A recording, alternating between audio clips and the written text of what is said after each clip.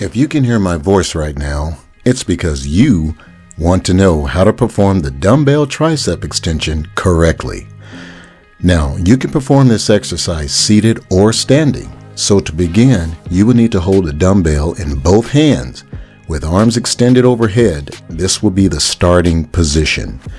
Keeping the elbows high, slowly lower the dumbbell behind the neck, then lift the dumbbell back to the starting position.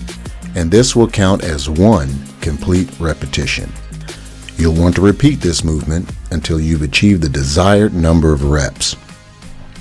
Things to keep in mind: make sure you keep the elbows high throughout each repetition, and you should never rebound the weight from the bottom position.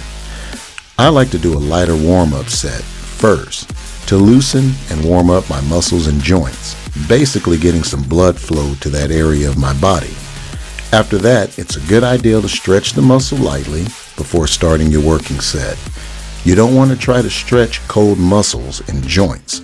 You can possibly injure yourself that way, especially if you're not that flexible, which we will focus on in another video. So subscribe to my channel if you haven't already.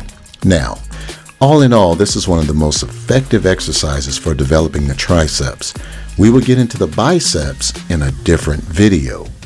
So to continue, to watch my channel. Now, take your time with it and don't start out with a weight that is too heavy to control and not so light that you could do 20 reps with ease. Thank you for joining me today. And if you found this tutorial helpful, please subscribe to my channel and hit that little notification bell so you'll be notified whenever I post new videos. And remember, you're never too old to start working out, but it's better to start today.